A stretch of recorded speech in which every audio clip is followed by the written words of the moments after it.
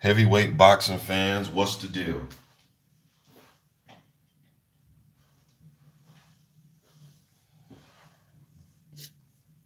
Man, I know y'all seen the weigh-in for Stiverne versus Joyce.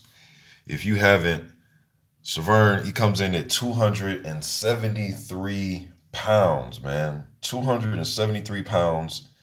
Now this is 19 pounds heavier than he was for the Wilder fight. And even going into that one, a lot of us thought that the 254 was a lot for that rematch with Wilder. I believe the first fight he was around about 239, something like that. I could be wrong. But Stavern comes in really heavy for this fight with Joyce, man. 273 pounds is crazy. It's by far his career high by about, I believe, 17, 18 pounds, man. Maybe a little bit less, but I just don't get how this is going to help him uh, going into this fight with Joyce. What's up, Trap House Boxing? D Pog. Yeah, man, I'm not sure how 273 pounds is going to help Stavern going into this fight with Joyce. Now, Joyce is also coming in at his career high, although it's only been a short pro career. But his weight has been going up as well. There was one fight he was at 250, then 254. Then his last couple fights he was 262, 263 for the Hanks fight and the Kaladze fight. And this fight he's 265. But obviously his 265 looks way different on his frame as far as his career high goes. Stavern, man, this now shouts out to BWTM Sports, my man Ingram. He did an interview with Stavern right after the weigh-in, and Stavern was saying something to the effect of he wants people to think he's heavier than what he actually is. That's why he didn't take off his pants. All right, so I mean, come on, man. But just looking at his physique, though, it looks all of bit of his career high, and I just don't see this one lasting long, man. I'm going with Joyce. Now, this just confirms my prediction as far as me, really leaning towards Joyce in this fight, man. I don't see how 273 is going to help remain Stavern at all. All right. Now, in the title, some of you see the last guy to stop Wilder. Okay, now this is this guy's claim to fame. I did talk about this fight, and I do understand that had I put, the last guy to knock out Deontay Wilder, the video would have got a lot more views. But it's not really about that, you know what I mean? But Evgeny Romanov, he did win tonight. I did talk about this fight a couple days ago. He was fighting Dylan Carmen. Shocker, man. Not so much that he won the fight and he improves to 11-0, Evgeny Romanov, but the fact that he was able to get rid of Carmen in one round. And Carmen was in shape. You know what I mean? Yes, it's a little under the radar fight that I know a lot of fans probably won't pay attention to, but the fight is on YouTube. I thought it was going to be a good, entertaining scrap, and it just lasted one single round. And Carmen came in shape. He was, I believe, like 230 pounds, something like that. So he came in shape. Usually, when he has really poor performances, it's because of his weight. And he's a guy. He shows a lot of heart. He gets up. Again, just a little under the radar type of scrap. But he was able to upset Simon Keane, who's a former Olympian in his previous fight. We know he fought a 51-year-old Razor Ruddock a few years ago. But yeah, man, Evgeny Romanov got rid of him quick. And Carmen came out trying to use his jab, trying to keep Romanov at bay. But like I've said, Romanov is he's a shorter, compact, comes in shape, a lot of experience type of fighter. He's been fighting in that manner that he fights in now. That's the same type of style he fought Wilder in 2007, 2008 when they fought in the amateurs. All right, so he likes to have the high guard. He wants to get past your jab, and he wants to throw overhand rights and left hooks. And that's what he started to land on Carmen. Carmen started to taste them overhand rights and left hooks, and he got hit with a left hook. He went down. It looked like he could have possibly tried to make an attempt to get up, but I don't know, man. He just like he want no more of it. And the punches, it seemed like the power differential was in Romanov's favor, man. As soon as leather really started landing on Carmen, you can tell, his legs start to do a little dance. His head was snapping back. So blowout victory, So from that area with Romanov, you have guys like Afanin, Sergey Kuzmin,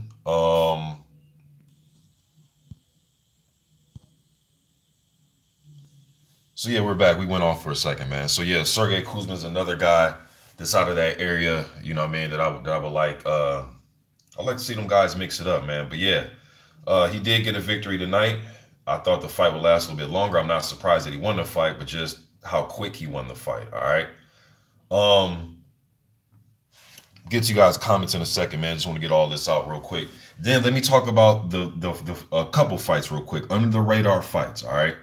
March 2nd, there's a card going down in the great state of Ohio, all right, in Columbus, to be exact, Columbus, Ohio. Junior 5 is headlining that card. Also on that card, some other heavyweights. Undefeated, man. 4 undefeated heavyweights on that card. So if you're in that Columbus area, man, and you just want to see some big guys get in there and throw some hands, man, I would suggest you guys go to this card, man. You know, but you got Junior 5 on that card taking on Newfell Uwata. I do not know how to pronounce this dude's name. I've watched a few of his fights on YouTube, man. Even watched some amateur scraps. I do not know how to pronounce this dude's name. But Newfell Uwoto, yes, I did watch his fight against Johan Duipa, and I watched his fight against Erkin Tepper, his only 2 professional losses. And in both fights, pretty much he lost the same way, pretty much. He comes out, he wants to use a jab, he wants to circle a little bit. He's not like, if you watch him fight, not a bad fighter. You know, his power doesn't seem like he has the greatest power in the world, but he actually fought Duipa and Tepper the way I would, if I was training him, the way I would have him fight him. Keep him at bay, use his reach, circle. But, you know, Duipa, known to have a tough chin. This is somebody that put up the high guard and was absorbing a lot of Deontay Wilder shots. You know what I mean? Now, Duipa did get knocked out cold by Povetkin coming off a really short training camp, and he took that fight on short notice. But despite all that, Duipa, you know, is a tough guy, you know what I mean? But Newfell was kind of piecing him and Tepper up with some good combinations, man. Just that their pressure, the pressure is what got to him. And then he just kind of breaks down once you pressure him, man. And once you put him on the back foot, see, there's a difference between literally just fight off your back foot when you're comfortable and you can, you know, there's not really nothing coming back and you can look good and throw some shoe shine punches. And, you know, then there's a difference between that versus a guy put up the high guard. He's not even letting you get time to throw combos. He's just right up in your chest, literally that fast, where you don't have time to even react. And once you get him in that situation, that's when he kind of falls apart. Now, I know Junior 5 has the ability to fight on his back foot a little bit. I've seen him fight like that in the World Series of Boxing back in the day. One thing about 5 that I've been noticing, man, is his body transformation is crazy, man. Like, this dude they're losing a lot of weight. He's looking more defined in his body. So that lets you know that he's, you know, really dedicating himself to the sport, man. And really, we're back again, man. I don't know why this shit keeps going out, man. But try to get this done real quick, man. I'm downstairs in my basement, so in this little empty room that's not occupied right now. But anyways, so I'm trying to make this quick. Maybe it's just bad service down here, but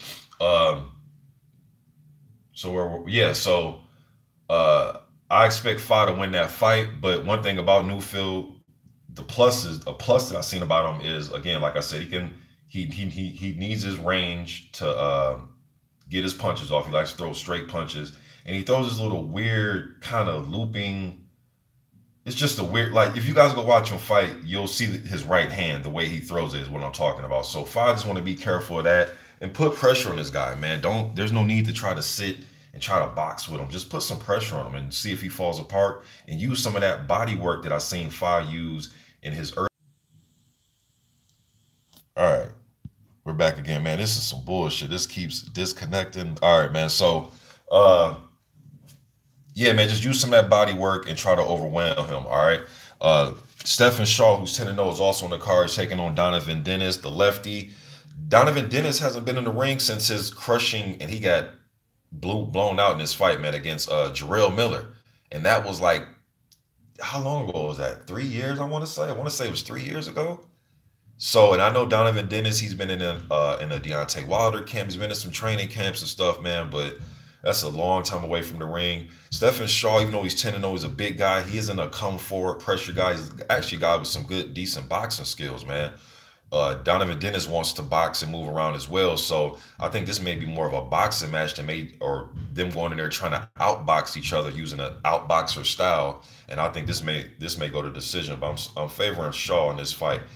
And also you got Ahio, who's 12-0, taking on Ed Fontaine. I know some of you may go to Ed Fontaine and look and say, yeah, he's lost to Razvan Kanjanu and Lenroy Thomas and who else did he lose to, man? John Bolden. Now, John Bolden's one of them journeymen that I tell you about, along with the Avery Gibsons and the Camille Sokolowskis over there in the UK, where if you look at them, you look at their record, you think they're shitty, but then you actually watch the guy fight people, and it's like, damn, he makes all these prospects go to full, 8 rounds or 6 rounds or whatever. So, but anyways, Ed Fontaine is a guy. He's a southpaw. I did see him fight Razvan Kanjanu years ago on ESPN. I believe Fontaine was undefeated when he fought Kanjanu in that fight. But he's a southpaw. He has a tendency to get into wild scraps. He's a guy that wants to come forward, wants to throw left hooks and get close. This could be probably the most entertaining fight on the card, man, in my opinion. All right, but we will see. And also on the card, you got George Arias, who's 12-0, taking on Robert Sims. Robert Sims is from Saginaw, Michigan. He is stablemates with Jermaine Franklin, somebody who I'm going to get to in a second here and talk about his fight. But Sims and his 2 losses, man, split decision losses, yo. And one of the fights on YouTube, he's fighting a big Russian cat, man. I think the dude was Russian, but the dude had like crunk shorts on. I forgot the dude's name, but it's here on YouTube. You type in Robert Sims boxing, then that will pop up. All right. But yeah, man, you look at his physique. He's not going to wow you with his physique, but he does have some decent boxing skills. And him taking on George Arias, gonna be an interesting fight. He will bring the fight back to Arias. Arias, we know he likes to have that high work rate. He has a good motor. You know what I mean? I like the kid. That's gonna be an entertaining fight. Arias may find himself in the same type of fight that he had with what was the other guy, man, that he fought? This guy fought Joseph Parker in the amateurs too, man. Maybe I'll remember before this is over. But it's a Mexican guy. Damn, this is gonna piss me off, man. But anyways, it's one of Arias's last fights that he had, and I do not remember this dude's name. Damn. All right, but should be an entertaining fight. I think Sims will bring the fight to Arias, but Arias may pull this one off. All right. Now, Jermaine Franklin, who's 17-0 with 13 KOs, just like Robert Sims, is from Saginaw, Michigan. Jermaine Franklin, to me, is very underrated, man. Did a prospect watching this kid when he was about 3-0, 4-0, somewhere in there some years ago. So now he's 17-0. Now he's fighting. Now, for my old heads out there that remember this dude when he fought James Toney on the Best Damn Sports Show on their boxing telecast back in like, shit, 04, 03, somewhere in there, long time ago. But he's fighting Rydell Booker. Yes, that Rydell Booker, man. So I had to go do some research. I'm like, because I was like, man, let me check on Jermaine Franklin. Then I seen Rydell Booker. I'm like, hold the fuck on. So I had to do some research, but Booker was locked up. He was incarcerated. He got caught allegedly with a kilo of cocaine. He ended up getting busted, and he was in prison for about 12, 13 years. So that's where he was at. Because I was curious, like, where the hell did they dig Rydell Booker up for this kid to fight? You know what I mean? So that's going to be a Michigan shootout between Jermaine Franklin and Booker. Booker lone loss in his career was the one fight to James Toney. You know what I mean? 15, 14 years ago or something like that. Booker, now, since Booker has returned, he has had a couple fights over the last year or so. He did beat Jamal Woods. Jamal Woods fits in that same cloth as John Bolden and those journeymen that I was talking about, where he's one of those journeymen that's going to make your prospect most likely go to full decision. So for Booker to be out that long and come back and still be able to beat some of these tougher journeyman guys that some of these other prospects have to fight lets me know that he, still has a little left. I guess we'll see, man, because this will be a big victory for him if he's able to beat one of these hot up and coming rising prospects, man, like a Jermaine Franklin. But should be a tactical fight, man, because Booker likes to fight in that tactical type of style. Jermaine Franklin is a patient type of fighter, good fundamentals, good skill set. Should be a good fight, man. Yeah, man. So that's my rundown on those under the radar type of heavyweight fights. Let me get to the comments really quick. Mr. Dex Factor 87, what's up? AZ says Joyce might murder Stiverne tomorrow. Man, dude, that 273, man. And then for, again, once again, shouts out to BWTM, but I seen the interview right after the weigh-in and Stiverne saying that, yeah, that's why I kept my pants on.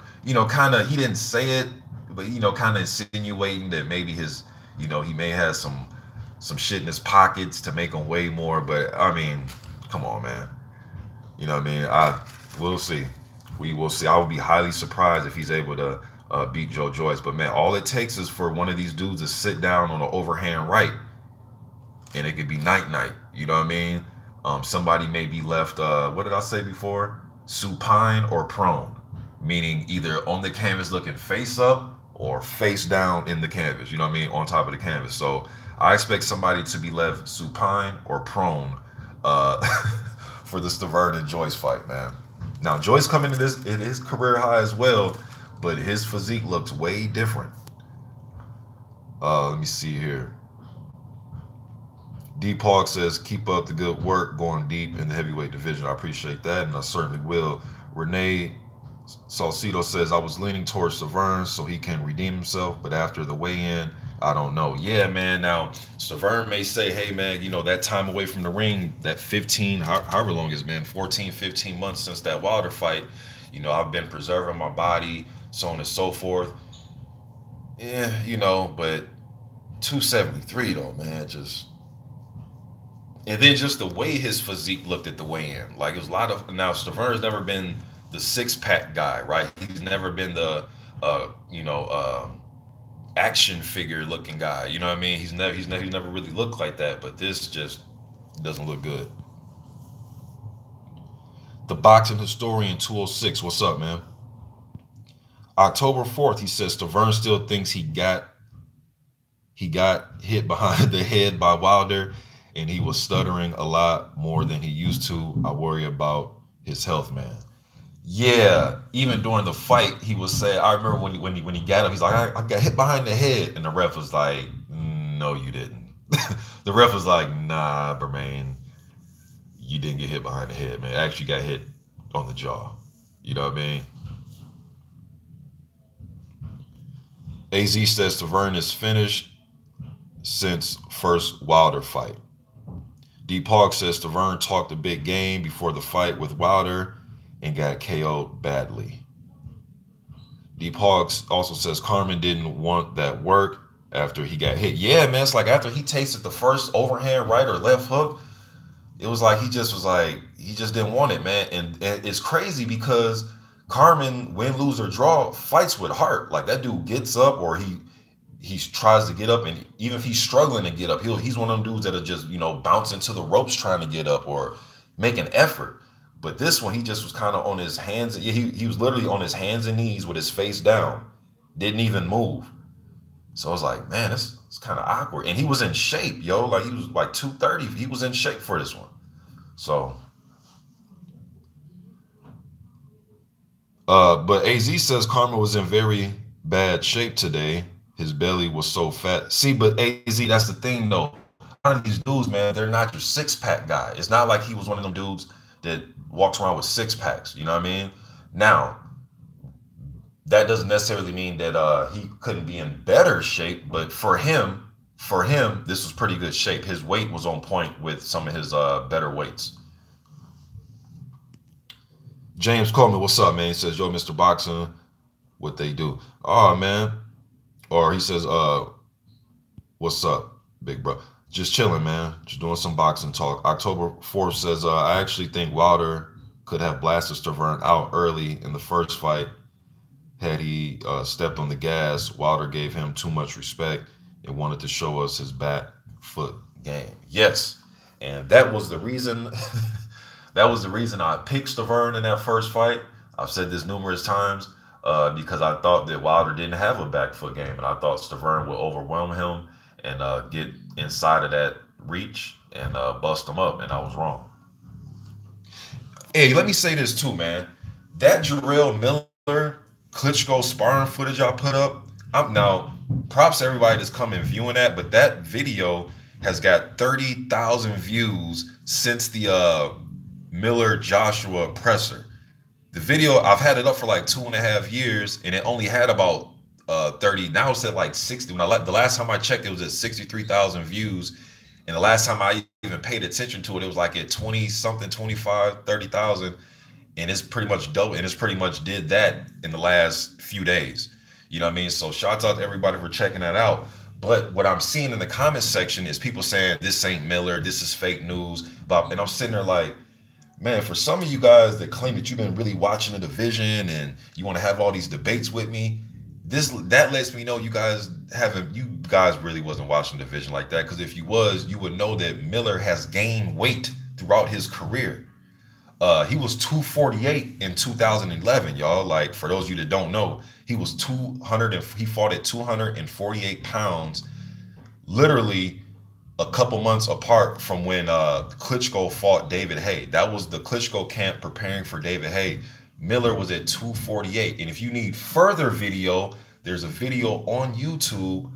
If you type in Jarrell Miller Klitschko camp, there's another video that pops up where you see Jarrell Miller doing the pads at the Klitschko facility where they have all their training camps at.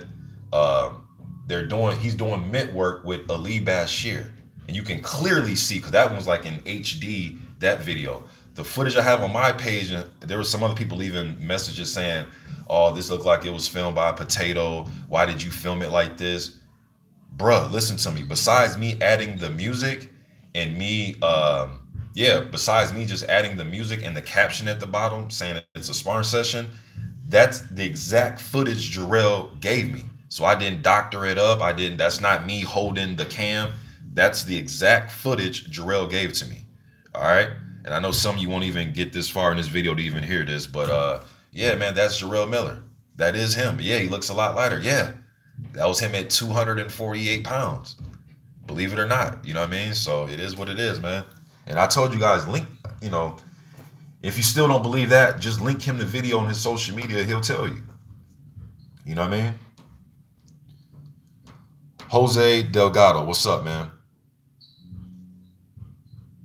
AZ says, well, Romanov has got that Wilder blueprint. Laughing my ass off. Well, he definitely had the Wilder blueprint for the 2007, 2008 version of Deontay Wilder. He definitely has that blueprint. But, that is a fact. He did stop him. Now, if you're asking me who the hell would win between Wilder and Romanov right now, I would pick Deontay Wilder by a knockout. I just don't see how that style, it can be effective, but I think it could be effective by bigger heavyweights like Jarrell Miller, Konowski, guys like that. Romanov he's in really good shape. You know what I mean? So it's not like he's an out of shape guy, but I do think pressure could be a kryptonite to Wilder if you can force him to go backwards. Shit, Duopo was able to put the high guard up and get in his chest a little bit. You know what I mean? Even Stiverne in that first fight was able to take some hellacious shots. He just wasn't throwing, but he was taking some hellacious shots. He couldn't cut the ring off effectively. But I do think some pressure, cutting the ring off, can give any big guy, shit, in any weight class, the guys that have reaches, if you cut the ring off on them and get inside their reach, yeah, you know what I mean? But yeah, I definitely think he had the blueprint for the 2007, 2008 version of Wilder, because shit, he showed it. You know what I mean? He stopped him. Can he beat him today? I doubt it. Arjun Gunsby says Stiverne looked like he ate 50 cheeseburgers as usual. Yeah, man, that weight was crazy, man. Let me see here. AZ says, what's up with Fa? He's been everything but impressive so far. I don't know, man. His fight he had with what's the guy's name he fought? Pascal or whatever. I think he went the distance with him. I mean, he's shown that he can go the distance and he has the stamina. I know earlier in his career he was having some quick knockout wins, you know what I mean? So it's kind of damn if you do, damn if you don't. If you go in there and destroy guys in a round or two, yes, it looks impressive, but then people have question marks about, well, how does he look in round 9, in round 8, in round 10 of fights, you know? But then when you go to distance, oh, why didn't you knock that guy out in a round? So it's like when you're coming up, man, as a contender trying to ride your way, it's like damn if you do, damn if you don't sometimes. Let me see here.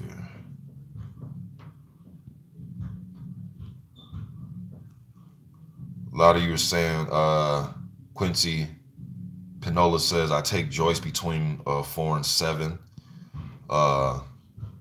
AZ says I'll be surprised if Stiverne survives the first round, to be honest. Too tough. What's up, man? Neutral Natural, what it do? BG London says just finished watching Big Baby Miller on Sway in the Morning. Dude done a freestyle dissing AJ funny. I gotta check that one out. I heard a little bit of Joshua's interview on the Breakfast Club, then wasn't able to finish it. Let me see here. Quincy Pinola says, we'll see. Haters have opinion says Bermain has a better chance in beating Joyce than Mikey has in beating Spence. Well, since it's heavyweights and one shot can just change everything, but at least with Mikey, man, at least I know he's going to come in shape. At least I know he's still more in his prime. You know what I mean? But yeah, that's a big task for Mikey Garcia to beat Errol Spence. But you know, Errol Spence is one of them cats, man. He's like has been growing on me a little bit because during I think he was getting ready to fight Algieri, and around that time I think I did just a little prediction video on that one. I know it's not a heavyweight video, but just did a little prediction on that one. I remember in that one I was like, man, I'm not so sold on this kid yet.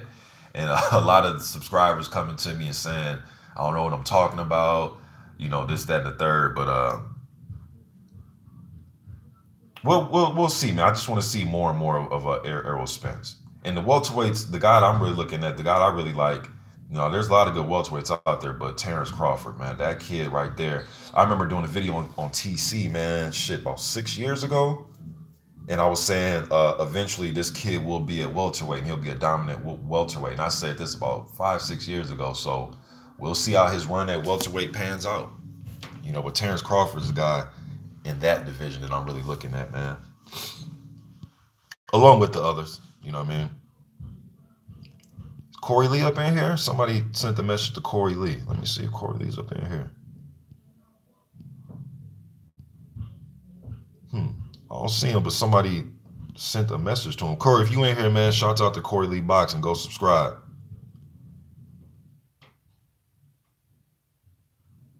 Yeah, October 4th sent him, but I don't see Corey Lee in the chat, though. Anyways, though, shout out to Corey Lee.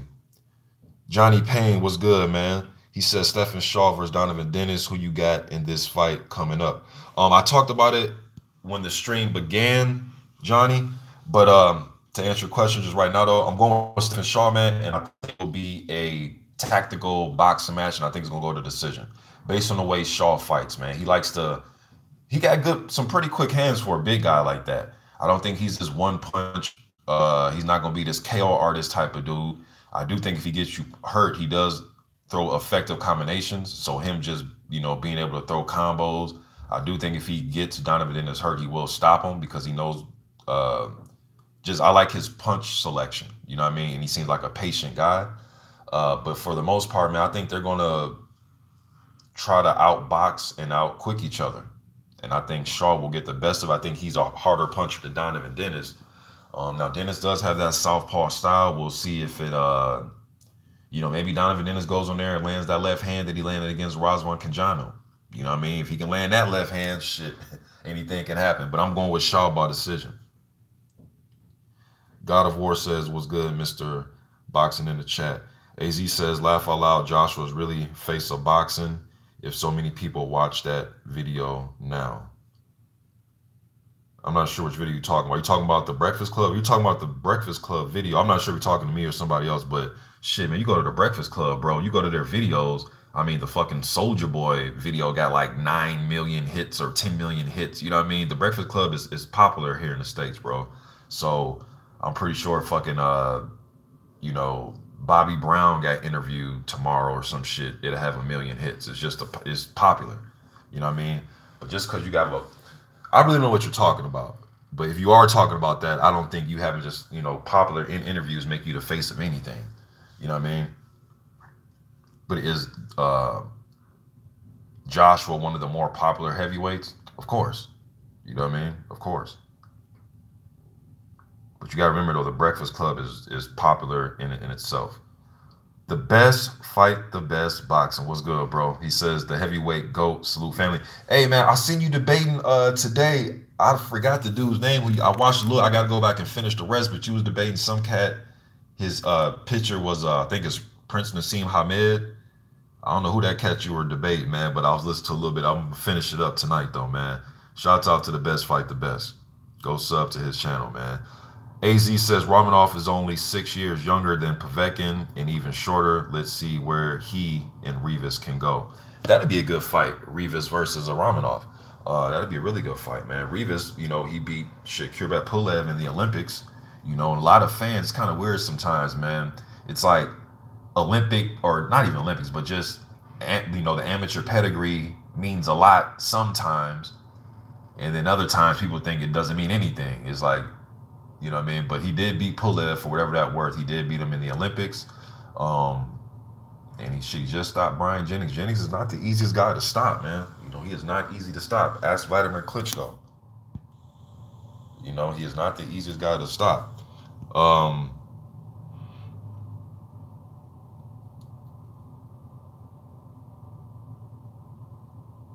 Dalton's Summerfur says, do you think it is impossible for AJ to beat Wilder? Of course not. These are two big, strong motherfuckers that can punch. Like, no, not at all. I don't think it's impossible for any of these guys to beat each other, man.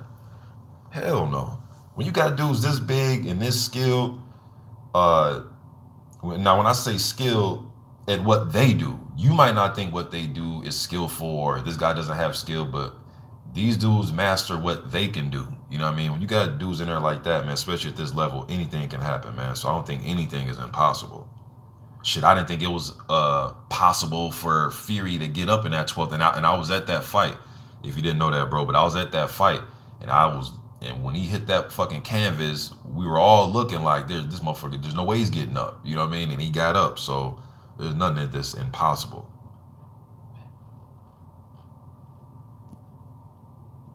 Teddy B says contenders need to just worry about wins.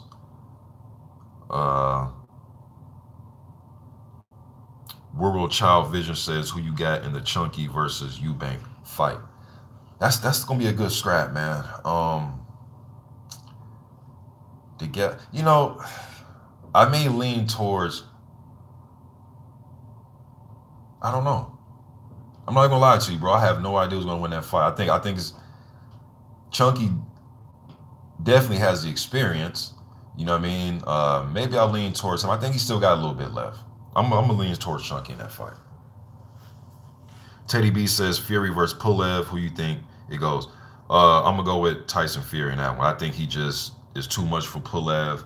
Pulev is susceptible to being held on the inside, and I think Tyson Fury will use that to his advantage. I think he'll tie him up, walk him backwards. I think he'll outbox him. I think Pulev's jab, which is a strong jab that he has, but I think Fury, if that's the only punch he has to worry about is just a thudding jab, he's going to box circles, squares, and triangles around Kurbet Pulev. But if Fury goes in there trying to be impressive and trying to be offensive and be the 2011 version of Tyson Fury, then he's going to give Pulev a really good chance at landing that, not only the jab but following that up with right hands. But I expect Fury to fight like the Fury that we've seen of late, from 2015 on. He's gonna be sticking and moving. You know what I mean? And I think he'll just be sticking and moving against Pulev, and I think he'll outwork him. I think he'll beat Pulev. And Pulev needs to be set a lot to land that right hand. He wants to land the jab, but he needs to be set to follow up with his other punches. And Fury is a guy, he's not really going to let you get set like that unless you back him up against the ropes, man. If you can do some of what Derek Chisora did in their first fight, something like that, you have to back him up, man. Or if you do catch him from range, you got to have some heat behind it. You got to, be able to catch him quick. Wilder was able to catch him because Wilder's a quick 1-2 punch with his 1-2. He's quick with it. It may be awkward and kind of wild at times, but it's quick. It may even be predictable at sometimes, but it's quick. That's the thing. It gets there fast. And that motherfucker can punch literally halfway across the ring. Quincy Pinola says, who does Wilder fight next? Well, if it's not Tyson Fury, I think he's going to fight the guy that's poses as mandatory, which is Dominic Brazil. That would be my guess. Brazil or maybe Konowski. Those would be, if you're asking me, those are my guesses. Spudley says he says Joyce rounds 1 through 3, Bermain will be blowing out his ass after round 1, 273 pounds.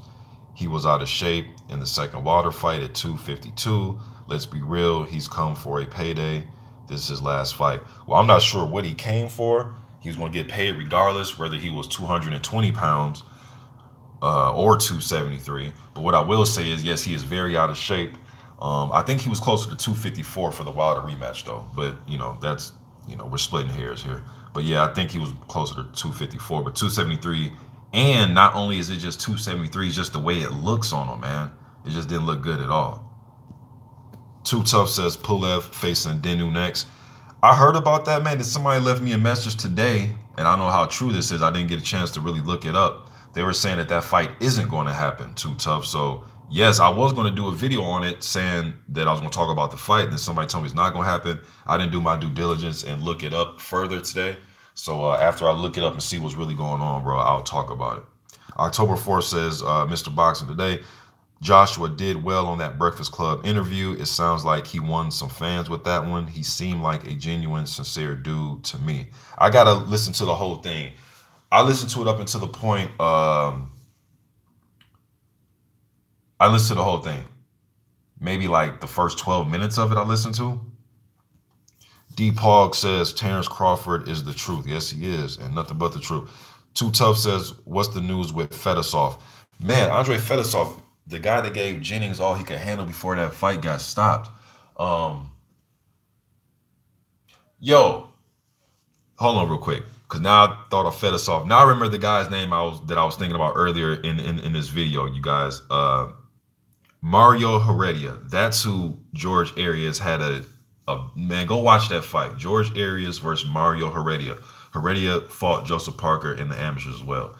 But what made me think of him is because Andre Fedosov fought Mario Heredia. So that's how I thought of his name right now. But Fedosov I thought was hurt for a while, man. And then he came back. I could be wrong, so don't write that in stone. But I thought he was hurt, and he is coming back right now.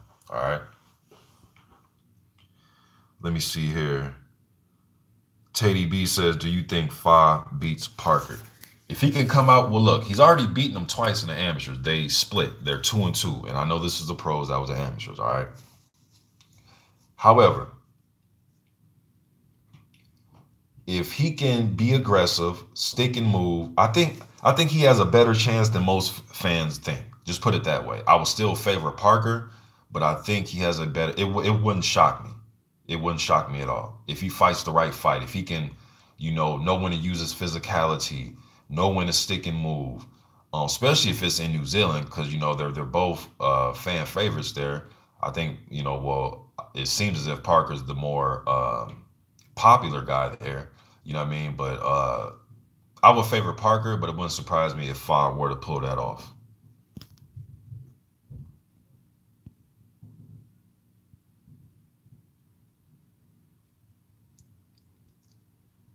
AZ says, okay. Oh, AZ says, I meant 30,000 people watched your Miller sparring video now. Oh, okay, bro. I know what you were talking about.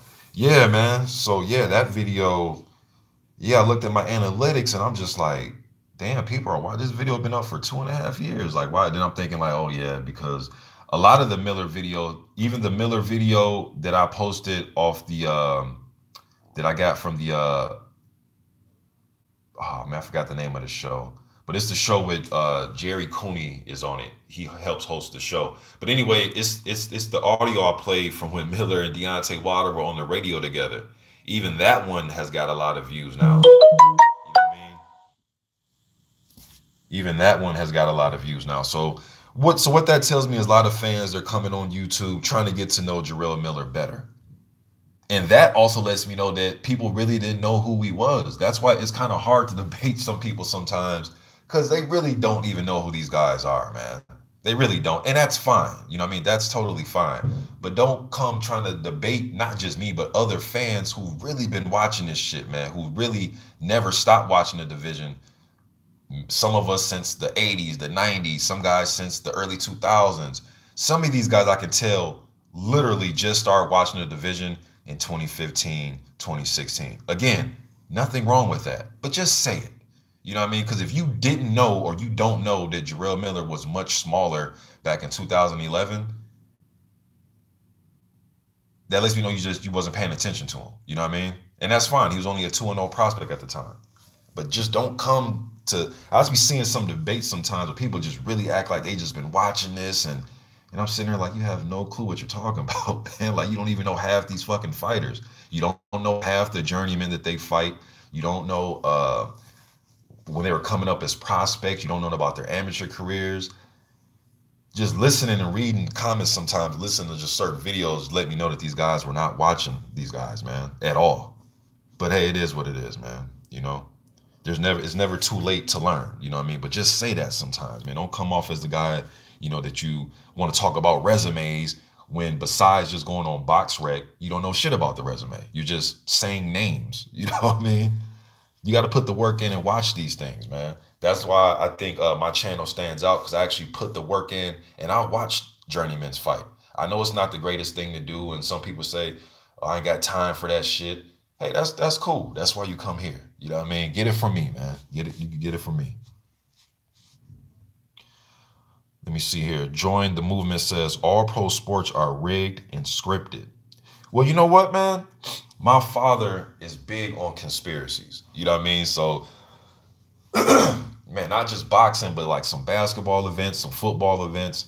My father really thinks a lot of this shit is scripted. You know what I mean? So, I don't think, and I don't know if you were trying to troll join the movement, but whether if you were or not, there are some people out there that do think a lot of sports is scripted. You know what I mean? Best fight the best, my man. He says, "What if Stiverne wins?" Wow. I think if Stiverne wins, I think Stiverne's gonna use this as leverage and try to get bigger fights. He might try to stay over there in the UK. He might try to just get bigger fights, man. Just use this as leverage. Say I'm back and get bigger fights. That's what I think happens. Will this get him a title shot? Nah. But, you know, try to work out something with like a Dillian White or, you know, something of that nature. Adam Konowski, some shit like that. Try to get in there with Luis Ortiz, being that Joyce keeps bringing up Luis Ortiz in his mouth. Then, you know, something like that. It'll just propel him to get a bigger fight. A title fight? No. Nah, I ain't gonna take it that far. My man Vince, what's good, man? Body snatcher. He says, what up? Chilling, man. Best fight, let me see here. Teddy B says, I really want Rivas versus Ortiz next in June, but one man can only dream. That'd be a good fight, man. That'd be a good fight. Best fight the best says there's going to be a lot of sad faces if Stiverne wins. Yes, there's going to be a lot of mad UK fans if Stiverne somehow, some way can wish upon a star and the magic rainbow appears, you know what I mean? Fingers crossed type shit, you know, the lucky rabbit's foot, you know, something like that. If that happens, yes, there's going to be a lot of upset UK fans and a lot of just shocked fans, period.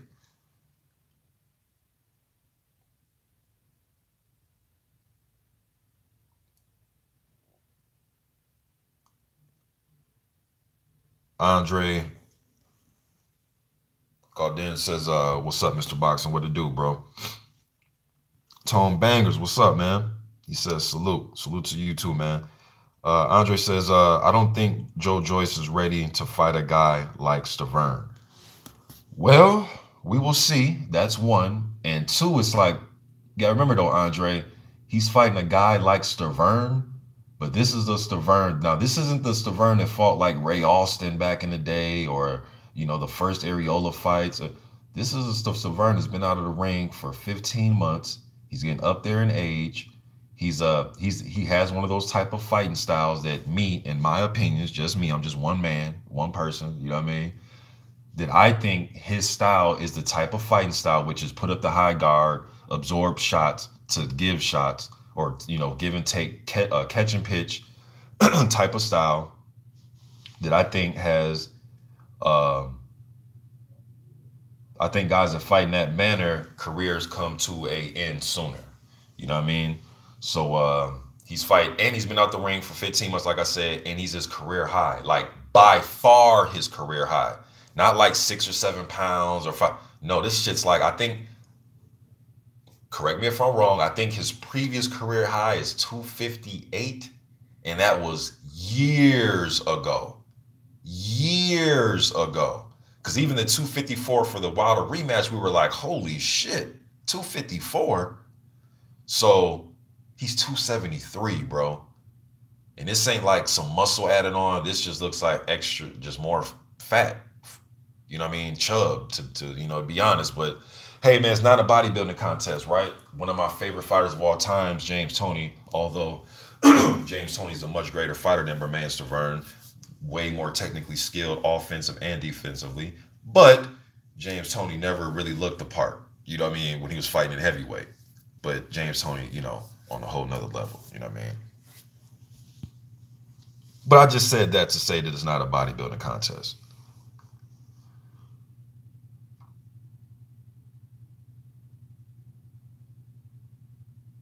Rural Child Vision says Fury folks, including Bob Arum, has put out statements basically ducking the Wilder rematch. Well, I haven't read those statements, bro. Maybe you can send me a link or direct me where to go. I do know that Bob Arum is putting his, he's putting his bid in. He wants, look, Bob Arum's not a stupid dude. You're not going to be around this motherfucking long being stupid. So he sees that the heavyweight division is piping hot right now, so he wants to put his bid in. You know what I mean? He looking like, well, shit, I want in on it too. You know what I mean? So he looking at it like, well, shit, let me try to get one of the big three. And right now they can all use the whole, because they're all undefeated. They're all undefeated, and they all, Wilder AJ right now is a unified champion. Wilder is the longest reigning current heavyweight title holder. And Tyson Fury is a guy still looked at to some as the lineal champion, the guy that did break the Klitschko stranglehold on the division. You know what I mean? Regardless of who you thought won the fight between Wilder and Fury, it was a draw. That's a fact. You look at their records under losses, 0, draw. They have a draw under that column. All right. So he found a way to include himself, made an offer that Fury couldn't refuse. But as far as them ducking the fight, I haven't read the statements, bro. So I don't know what statements you're talking about exactly. But if he doesn't take this fight, man, this is bullshit. This is bullshit. The rematch needs to happen now. You don't need fucking tune-ups and all this other stuff, man. I think the fight needs to happen. They need to get that. They need to, like I said before, man, get that fight signed with the utmost celerity. You know what I mean? With the quickness and the gypsiness. Let's get that signed, man. That needs to happen. You know what I mean? When Lennox Lewis fought Holyfield in '99, when they were trying to get undisputed, that fight for undisputed, it was a draw. A lot of fans thought Lennox Lewis won. Some people thought it was the right decision. Guess what? They did it immediately. Again, they ran it back again. Over here, we call it running it back. You run it back, man. There's draws. Now let's get this draw. Now let's get this fixed. We don't want to leave the fans in this quagmire, right? We don't want to leave fans in a quagmire to where they're sitting there like, well, damn, it was a draw. Well, I thought this guy won. No, he outboxed him. No, he knocked him out for 11 seconds, or just run it back, man. So there's none of this. You know what I mean? Just run that shit back. That's my opinion on it, at least. Let me see here.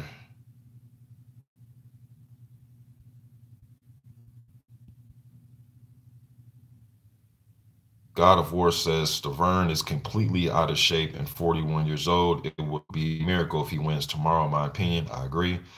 Salty Sally says Stiverne looks shot. He didn't look all that great. I agree with that. October 4th said Mr. Boxing today too. Wilder is really good at hiding his right hand, delivering as well, and actually hurt Ortiz with it, going backwards with the counter. Wilder keeps surprising me with things like this. Yes, I know what you're talking about. That right hand that he landed in the 10th round when he was going off the back foot. He hit it with his left shoulder. Ortiz didn't see it. Boom! Got hit with it. Yes, that was a damn good right hand. Tone Banger says Stiverne getting a little too fat.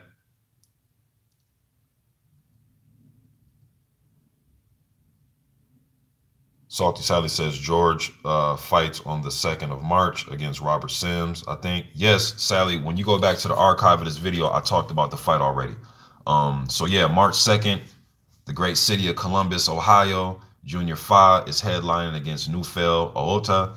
Stephen Shaw's taking on Donovan Dennis. Hemi Ahio is fighting Ed Fontaine. And George Arias is taking on Robert Sims. I think Hemi Ahio and Fontaine is going to be fight of the night. We'll see.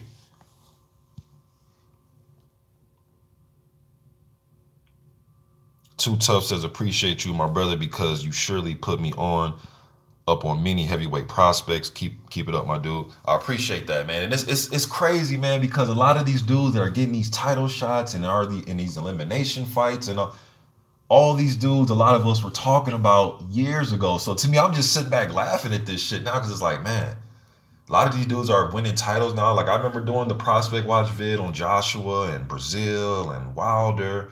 And just talking about a lot of these dudes, man. Gerald Washington, when these dudes are like 6-0, 4-0. So to see where these dudes are, whether they won the title or they got their title shot, it's good to see it, man. Because when I was making those videos, people were just like, who the fuck is this guy? Who is this guy? Because back then it was all about just Klitschko and Povetkin, Marius Wack and guys like that. So to see these guys actually get title shots, win, lose, or draw, it's cool. And let me say this, man, about because the word title, I just said that. Yo, man, we have to stop counting this IBO as a strap. Every time it's fucking cringeworthy to me as a fan when I hear for Joshua, for example, I have 4 of the major straps, and I'm sitting there like, man, could you please stop adding this IBO? You're just confusing fans, man. Like, stop. Yes, you have 3 of the major straps, and that's great. Shit, that's great. There's nothing to hate on about that. But stop saying you have 4. Please stop including this fucking IBO. And that goes to every IBO title holder. I know as a fighter, it's a great accomplishment for you to win a IBO title. Yes, I know guys like Roy Jones Jr. held on to the IBO for years. Yes, I know Vladimir Klitschko held on to the IBO for years.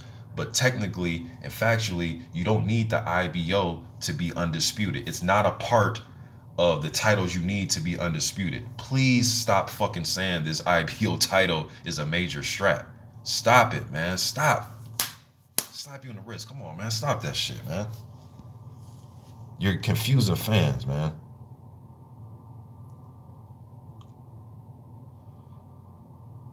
Benjamin Berger says, Mr. Boxing, would a prime Chris Arreola be a top 10 fighter today? Well, man, you know, prime Arreola was the guy that fought Vitaly Klitschko, right? Vitaly was just on a different level. Would he be a top 10 guy today? Well, shit, man, if a guy like Adam Konowski can crack the top 10 in his fighting style, even Jarrell Miller, their fighting styles resemble Chris Arreola. So do I think he has a chance? Yeah. Yeah, I think he would have a chance. And today, the prime Chris. Famous Athletic, what's good, man? Y'all go subscribe to my man, Famous Athletic. What's good, bro? God of War says, I don't know about Miller before you bring him up on your channel 2 or 3 years ago. It's hard to keep track of all these prospects. Yes, it is, God of War. It is hard. And me knowing it's hard lets me know when I hear a lot of people trying to debate the heavyweights, you can just tell that a lot of people haven't done their research. They just do a lot of looking on BoxRec and go from there, which is fine if that's what you want to do. But to really get an idea, just not heavyweights, man, but any of these fighters, any weight division, try to go look at a couple fights. You don't have to go look at their whole damn career, you know what I mean? But try to go catch a few fights, man, you know, before you just make an assumption if, you know, what your opinion is on the guy. You know what I mean? Just do a little bit of due diligence, man. Not only does it give you a better understanding of the fighter, but it will give some of your listeners or people that you're debating with, if you're not a YouTube uploader, it gives them a better understanding of who these guys are versus just saying he a bum. It's like, oh, okay, that's cool, but what about him makes him a bum? I mean, have you watched any of his fights? I mean, what really about him makes him a bum? You know what I mean? At least that's just the shit I like to do, man. I like to get in depth and like watch these things and okay, what's his favorite punch? What punches he's susceptible to? Does he clinch a lot on the inside? Whether he's a bum or not, because if two guys got to fight, you still got to break the style down. Or at least I do. You know what I mean? So I want to know these little intricate parts of their game. You dig what I'm saying? But that's just me though, man. CB Sports TV, what's good, brother? Daniel Bob says Stiverne is a bum. Okay. AZ says, I'm not even UK fan. I just like Joyce a lot. He's such a nice character.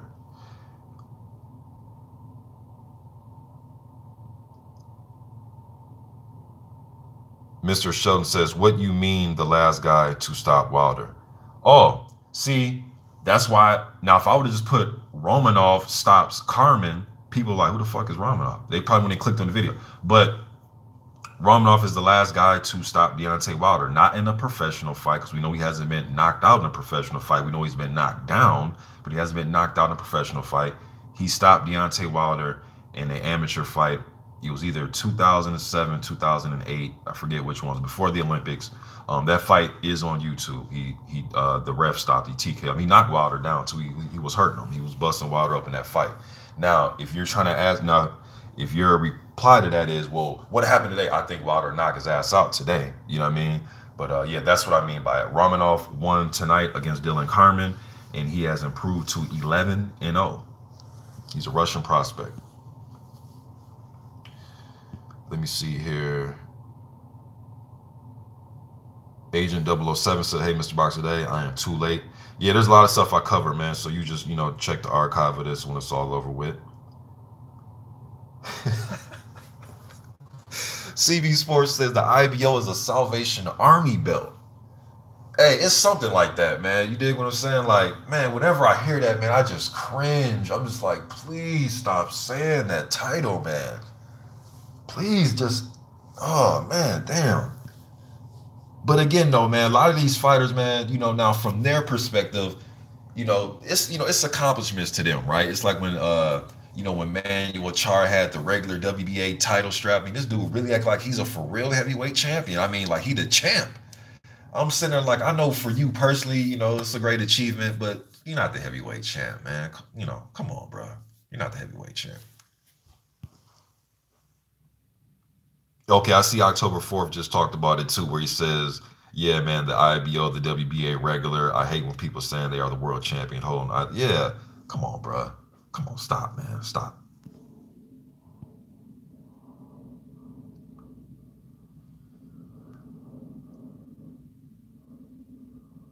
Tone Banger says, Mr. Boxing today, it's so annoying when these new age fans try to debate and lack the knowledge. Yes, it is, man.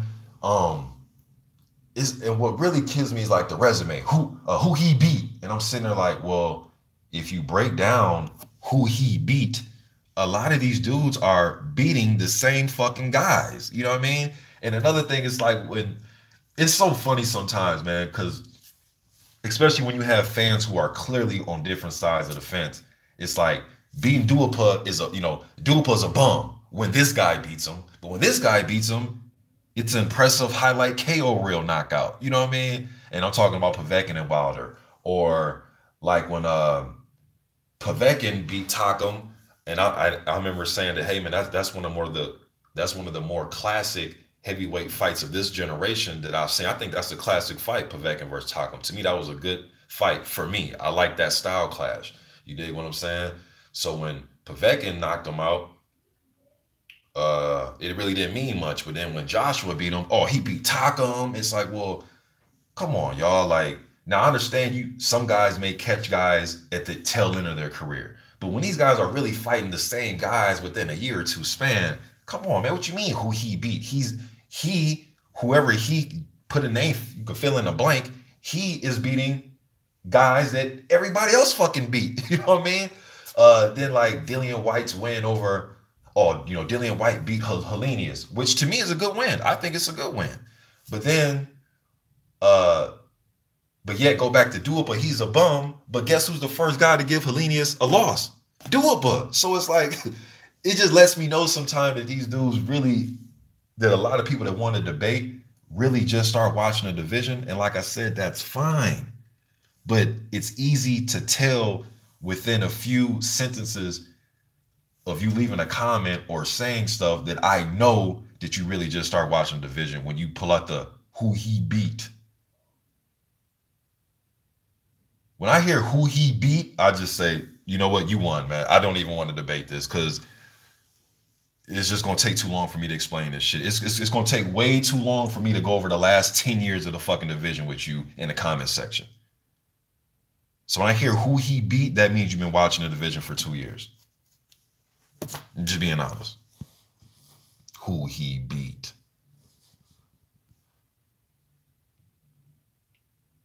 Agent 007 says, but Chris Arreola lost to fucking Stiverne. He also says 4 different belts per division is enough.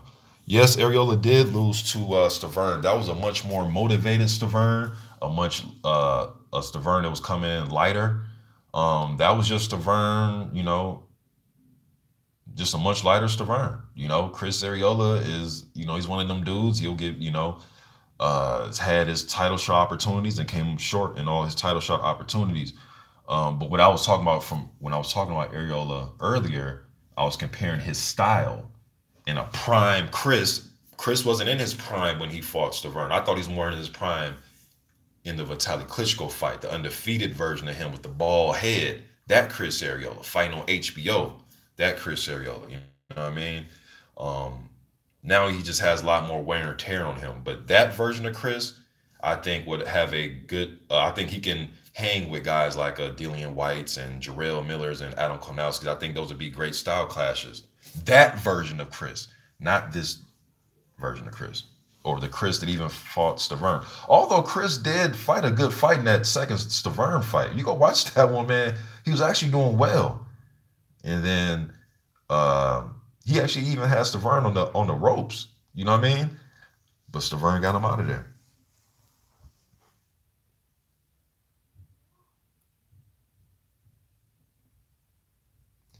Teddy B says, I was going to say you can't judge a fighter without watching at least 16 rounds of a fighter. Yeah, you got to watch some type of footage, man. Because BoxRec itself is not enough.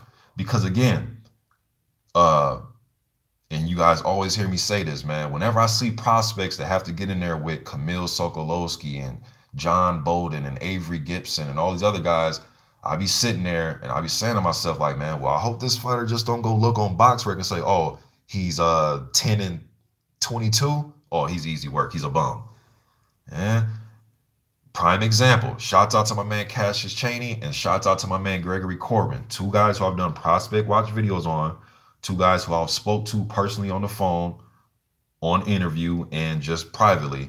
They'll tell you that I'll look and see where they're fighting next. I'm like, hey man, good luck to you in that one. But that guy, I'll give him a rundown, and they'll say, okay, cool. Then after the fight, damn, Mr. Boxman, you was right, man. We'll do it. And I'm sitting there smiling to myself like, yeah, I know I was right. You know what I mean? Like a lot of these dudes with these funky records, man, be a lot tougher than you think. They may not win the fight, but after that 6th rounder, a lot of these prospects are like, whoo, shit, I'm glad that one's over. Like, fuck, I had to work for that 6th rounder. You know what I mean? So it's a lot tougher than it looks sometimes, man. Therefore, that's why I think when you look at some of these guys, man, go look them up. Look at their fighting style. Their record may be shitty, but their style, that's why I'm so big on styles. That's why I like to do shit on my heavy bag. Because styles make the fights, not records. Records don't make the fight. They make the fight bigger. If you got 2 undefeated guys, that's always going to be a great one. Especially you got high KO percentages. That's always going to make the fight greater to the casual. But the styles make the fight, man. And they could present something to you that you don't want to deal with on fight night because of the style, not because of their BoxRec record or shit you find on BoxRec. Now, BoxRec is a tremendous tool to have, man. I use it, you know what I mean? But I don't just use it for, oh, that's his record, he's a bum. Oh, that's his record, he's a bum. Oh, he beat who? He's a bum. There's more to that. There's more meat there. That you know what I mean? Yeah, you gotta put more meat on that bone, man, because that's just not enough. That's just not enough, y'all.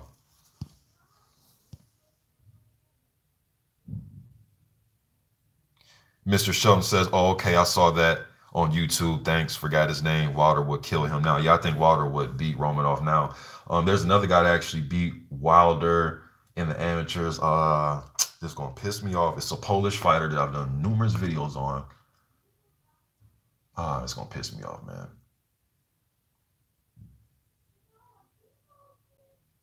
It's the guy that I wanted Spilka to fight.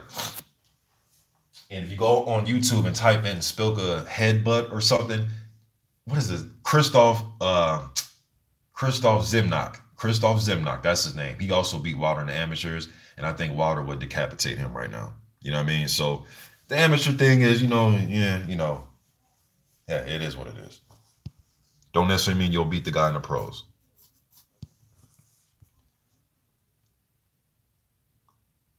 Agent 007 says he believes Romanov is going to jump into BoxRec's top 25 tomorrow when they update their rankings. Well, BoxRec goes by their algorithm, and we'll see.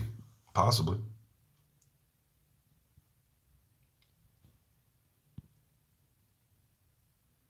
Shit, I remember at one point, and I actually did a video on it, and it's still on YouTube. The actual title was Luis Ortiz is #1 rated heavyweight on BoxRec. There was a time that, Luis Ortiz was rated #1 on BoxRec without a championship belt.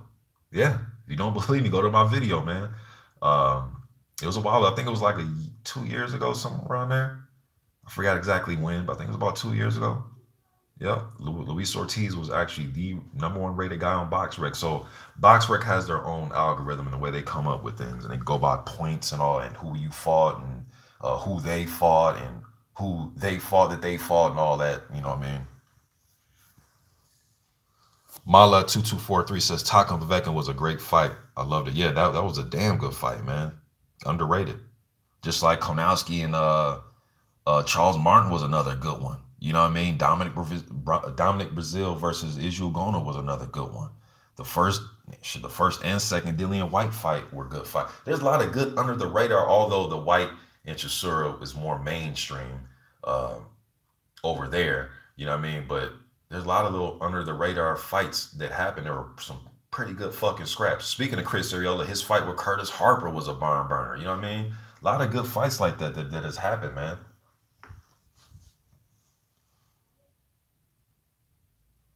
Prince Vito says low-key Joshua, aka Mr. Boxing Too Late.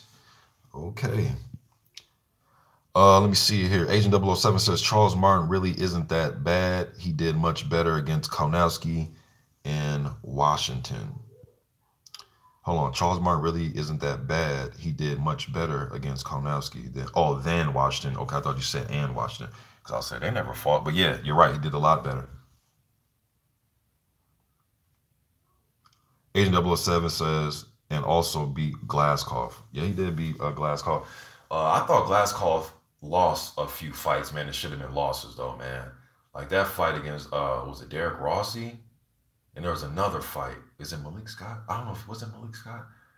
I don't know. Don't put the Malik Scott one in stone. I think it was, but I'm not sure. But I thought he lost to Rossi, man. That was probably a loss. CB Sports TV says Ortiz would KO Peter, in my opinion. You talking about? Oh, okay. Let me scroll back up. Oh, I see where that comment's coming from. Because October 4th says, who you think wins between Prime Luis Ortiz versus Prime Samuel Peter? Ortiz more technically, I think, but Peter's more physical. I'll go with Ortiz in that one, man.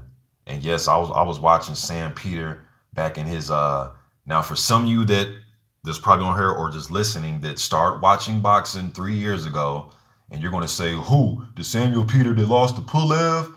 No, not that one. Not even the Samuel Peter that lost to Hellenius. I'm talking about the who next?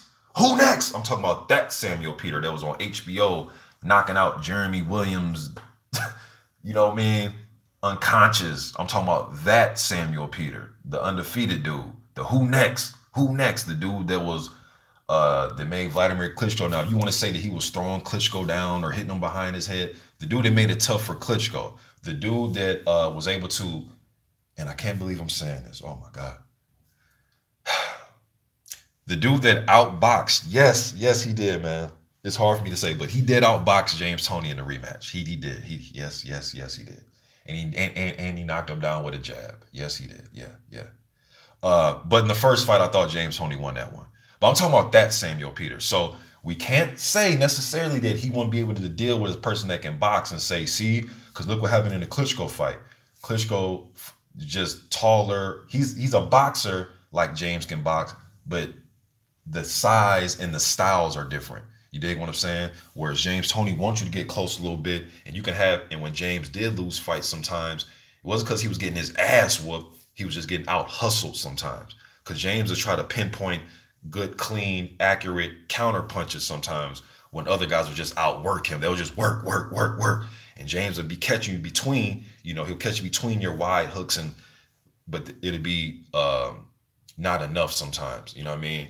And guys would be able to outwork James sometimes. But Ortiz now is a counter puncher, but he has power. And I think I would favor Luis Ortiz against Samuel Peter, but that would be a good one. Prime Peter versus Prime Ortiz, that'd be a good one. But I'll roll with Luis Ortiz.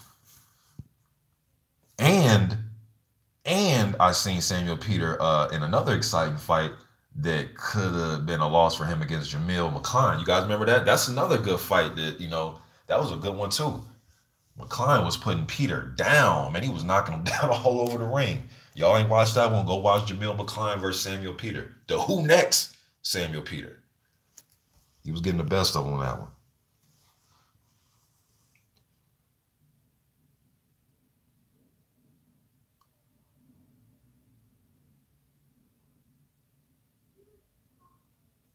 All right, y'all. I'm gonna try to run down a few more comments after this, man. Give me a workout in, man. Let me see here.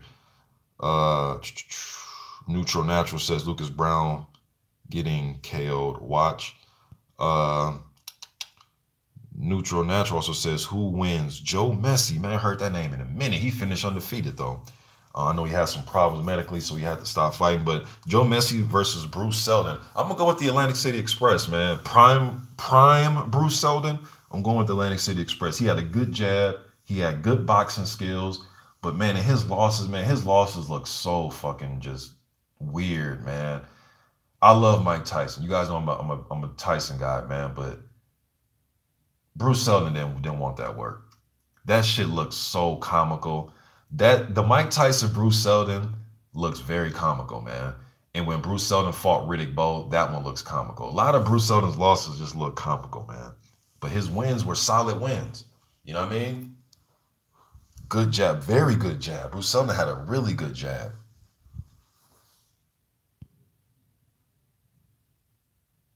Johnny Todd says Joyce is weak. Stiverne will KO him. We'll see, man. Johnny Todd may have the last laugh after tomorrow night, but we will see. I don't know, Johnny, man. I'm going with Joyce in this one, bro.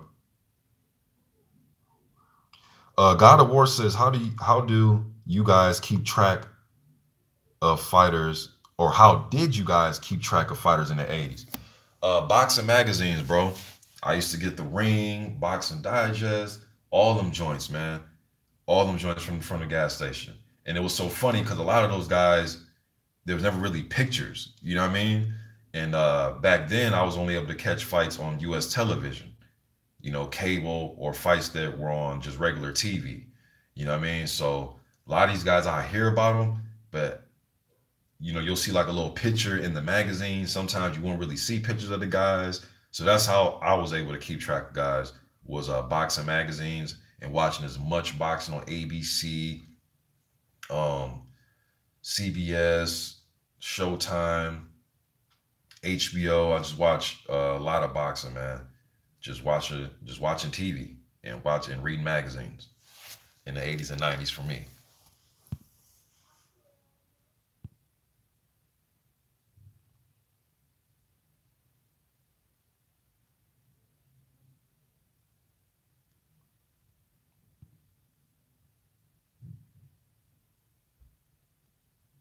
All right, October 4th agrees with me. He says it was Malik Scott. Okay, so yeah, that was a fight I was thinking about. He says Scott should have won that fight against Glaskov. Yeah, man, Glaskov should have had about 2 losses going into that Martin fight, man.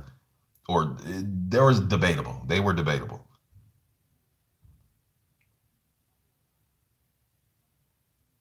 Yep, Teddy B says Rossi is the great example of a journeyman that people will write off, but he is decent. Yeah, man, you'll get in there, and next thing you know, it'd be a unanimous decision win for the guy that was the favorite. And people say he didn't look good. He a bum. It's like, yeah, bro, it's hard to look good against some guys. It's styles, man. It's just you're not. It's just styles sometimes. Sometimes, man, it's better just say, you know what? Like Lennox Lewis is prime example. Lennox will go in there sometimes. He may give you a Michael Grant type of fight, or he may go in there and give you a David Tua type of performance. You know what I mean? It's like, hey man, I'm not about to get into a war with David Tua for you guys. The hell with that. I'm about to collect this W, and I'll try to look great in the next one. Thank you. You know what I mean? Like, I'm not about to get into a war with this motherfucker and possibly get hit with a left hook. Now, for us fans, we want to see blood. We want to see bones getting broken, blood getting squirted everywhere, because that's us. We're bloodthirsty. You know what I mean? That's what we come to see.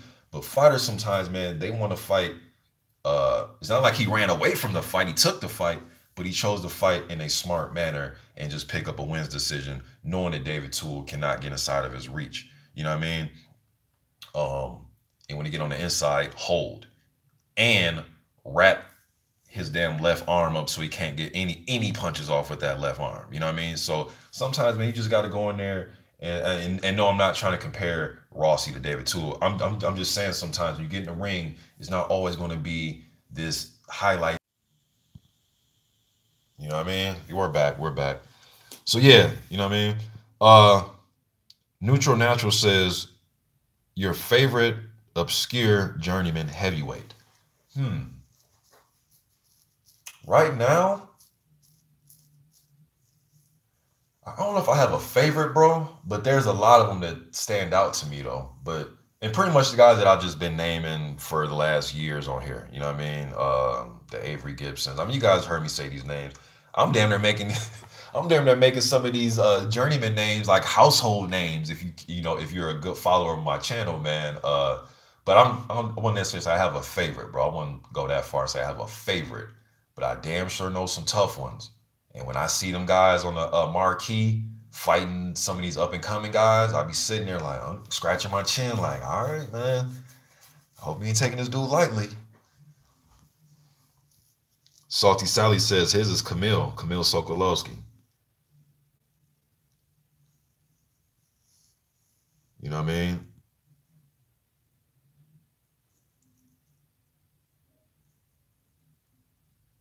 Neutral Natural says the best right hooker in heavyweight history. That's a tough one, man. A lot of guys will ever throw some good right hooks. You always got to put Joe, and I know it's a different time, but you always, like when it comes to shit like that, man, you always got to put Joe Louis in that category, man. A lot of guys have some good right hooks. Foreman, Lewis, Joe Louis. Of all time, that's a good one, man. I have to really sit down. It's hard to do that one time. I mean, I can throw a whole bunch of names out there, but to really break it down, and I would have to sit down to do that one, bro. But I can throw names out there, but I want to put more behind it than just names.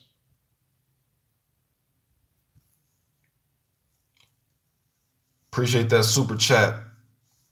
The guy, and I know I say this a lot, man, but I'm only being real on here. The guy that really motivated me to start a boxing channel, my man Blood Boxing, aka Retro Boxing and Documentaries. I appreciate both of those super chats, bro. I don't know if you meant to do it twice, but if you did, shit, twice is nice. You know what I mean? But I definitely appreciate that, bro.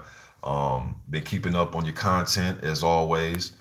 Blood boxing, yeah, man. Retro boxing and documentaries. I appreciate that.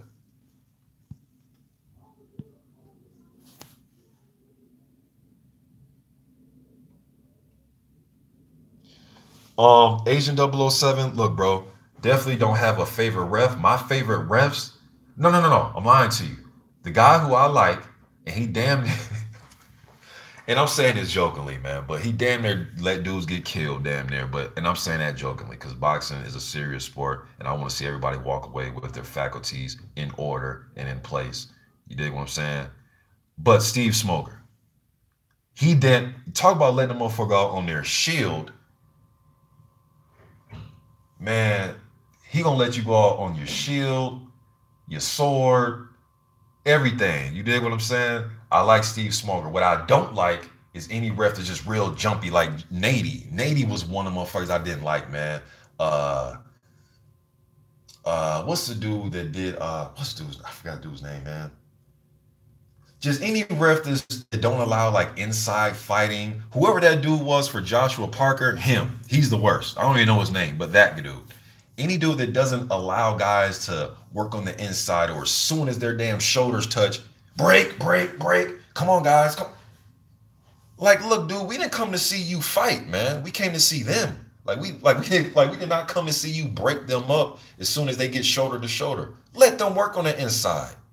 You have heard of infighting, right? Ref, any ref like that. So whatever that dude name is, him. He's the worst. You know what I mean? But Steve Smoker is definitely my favorite because he lets you work. And then if you get dropped, he gonna let you get up. Sometimes I'll be there like, Steve, stop it, Steve, stop it, man. Stop the fight, Steve. But I'd rather have a guy like that because you always have your corner that can throw in the towel. If Steve ain't doing his job, the cornerman can do their job and say, hey, man, wave the fight off with the towel or throw the towel in or jump in the ring, dive in that motherfucker if you have to. You dig what I'm saying? But I like guys like Smoker, man. So there's no, oh, the ref did this or the ref didn't let me fight on the inside. Or Steve's one of them guys that's like, when the fight's over with, it's on you if you lost. It ain't going to be on him because he definitely going to let you fight. So Steve Smoker probably one of my more favorite ones. Mills Lane, I know it's a long time ago, but Mills Lane was another one. For such a little guy, man, he sure held it down in the ring, especially when he's in there with the big guys. You know what I mean? But I like Mills Lane. I liked Mills Lane back in the day. Cortez was a. Now I'm just talking about just random refs from back in the day, but Smoker and whatever that dude is my favorite, and whatever that dude name was in the Parker Joshua fight, he's the worst. He's the worst.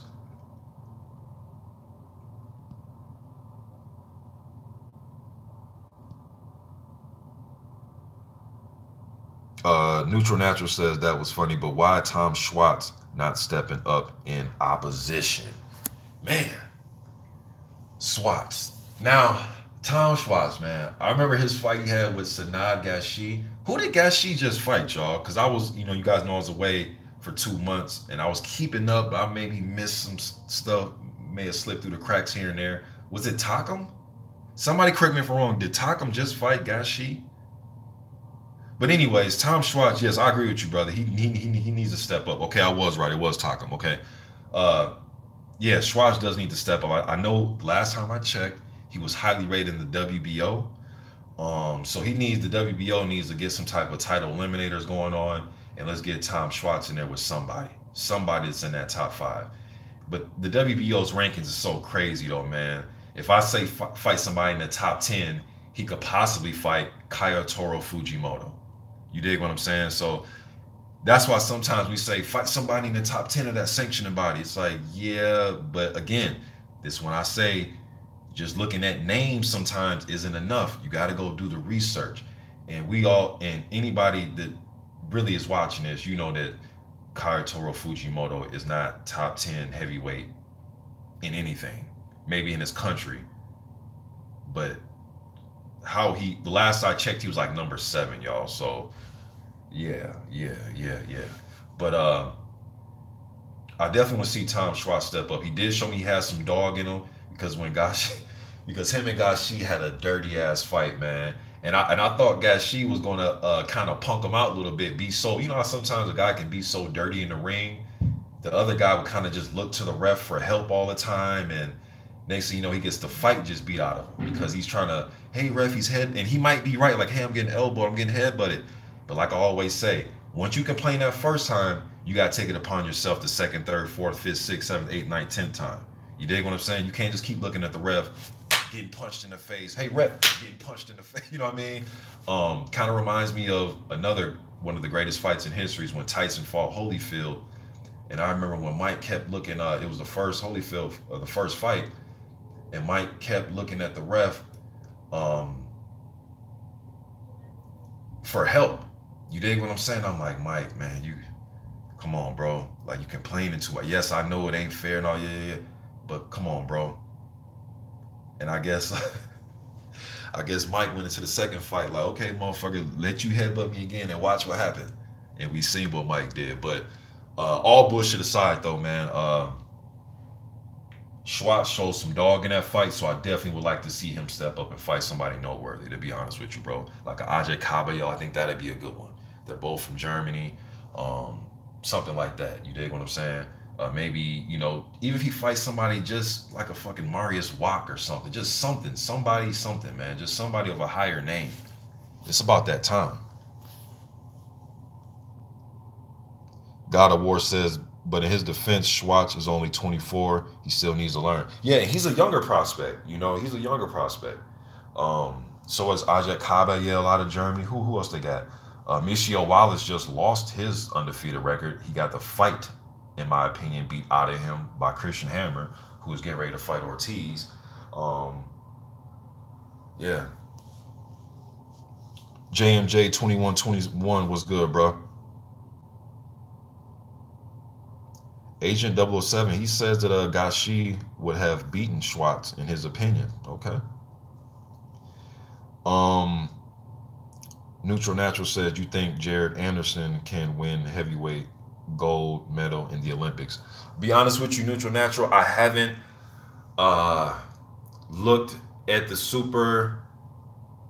Well, you said at heavyweight, so you mean heavyweight in the Olympics, right? Like their cruiserweight version, right? You don't mean super heavyweight, do you, bro? I mean, I see here you clearly said heavyweight, but heavyweight in the amateurs is cruiser. But anyways, though, bro, I haven't heard of Jared Anderson, so I'll do my due diligence and I'll look him up because you guys know that to follow me. I love when the Olympics come up.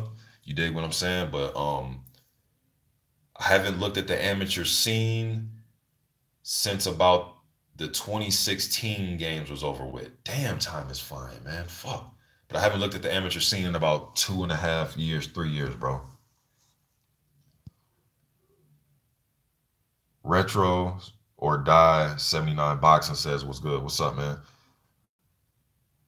Oh, okay. Neutral Naturally says he's not a super heavyweight. Okay, and you clearly wrote that, but sometimes some fans get mixed up. But yeah, okay. You said he's about 6'3" or 6'4". All right, bro. I haven't heard of him, so let me go look him up. But if, but what I do know though, I'm not sure if he's going to compete, but he's going to have to get through Cam F. Awesome. But I thought I heard Cam say he's not fighting him, or maybe I didn't. Let me not put that out there. But he would have to go through Cam F. Awesome if he's going to try to get to that Olympics though. So I believe Cam is still fighting in the amateurs. And if he does get there, he may run into Savan, the kid from Cuba. And that motherfucker can fight. You know what I mean? I think he's gonna be in the amateurs forever. You dig what I'm saying? But he's gonna have some tough competition, man. Benjamin Berger says he hated Tony Weeks, baddest referee in history. Okay, Agent 007 says the Joshua vs. Parker referee was named Giuseppe Corderone. Yeah, I did not like his job in that fight. Now, to his defense, I haven't seen him ref in numerous fights. If I did see a fight that he was in, I probably just didn't never notice him. And if I did notice him, that's great. You dig what I'm saying? But he definitely stood out in this one. And it was just like, man, like he made it seem like that shit was like illegal to fight on the inside. All right, y'all. Look, man, I appreciate y'all showing up. Thomas Moreland was good. He said, salute family, what's up? If I miss any comments, man, I'll try to get to y'all on the next one. But good for y'all. Appreciate y'all coming through, hanging out with me, chopping it up on this heavyweight division in depth too. You know what I mean? Everything just ain't about just the top guys all the time. I know they're the most popular, and those guys mean the most to the division as a whole. I truly understand that. But however, there's still people that's up and coming, and there's still people that are working their way up to be solid contenders to try to get a title shot. You dig what I'm saying? Deontay Wilder, Anthony Joshua, Dillian White, Jarrell Miller, blah blah blah blah blah. They all had to start from here. You dig what I'm saying? From the ground up to get where they are to today. You know what I mean? Whether they're title holders or contenders trying to be title holders. All right. But I appreciate y'all showing up, man. Till next time, y'all be easy. I'm gone.